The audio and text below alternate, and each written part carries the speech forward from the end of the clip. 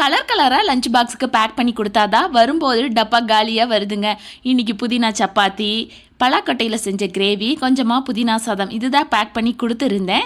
இதில் இந்த கிரேவி எப்படி செய்கிறதுன்னு பார்த்தலாமா? வேக வச்சு அதனோட தோலை நீக்கிட்டு இந்த மாதிரி கட் பண்ணி எடுத்துக்கலாங்க.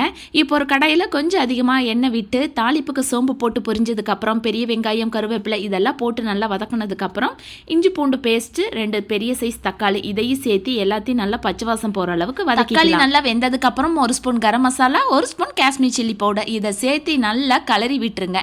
இப்போ வேக வச்ச பலாக்கட்டை இதில் கொட்டி நல்லா பெரட்டி விடுங்க. ஒரு 2 நிமிஷம் அடுப்பு அப்படியே சிம்லேயே வச்சுக்கோங்க. இன்னொரு சைடு ஒரு மிக்சி ஜாரில் கொஞ்சமாக தேங்காய் பூக்கோட துளியூண்டு கசகசா, கொஞ்சமாக முந்திரி பருப்புங்க இதை நல்லா பேஸ்ட்டை அரைச்சி எடுத்துக்கலாம். பேஸ்ட்டை வெந்துட்டு இருக்கிற பலாக்கொட்டையோட சேர்த்து நல்லா கலரி விடுங்க. தேவையான அளவு தண்ணியும் சேர்த்திக்கலாங்க. கொஞ்சமாக உப்பு மஞ்சத்தூளும் சேர்த்திக்கோங்க. இது எல்லாத்தையும் நல்லா கலந்து விட்டு ஒரு 10 நிமிஷம் அப்படியே கொதிக்க வச்சிங்கன்னா கிரேவி ரெடி. மேலே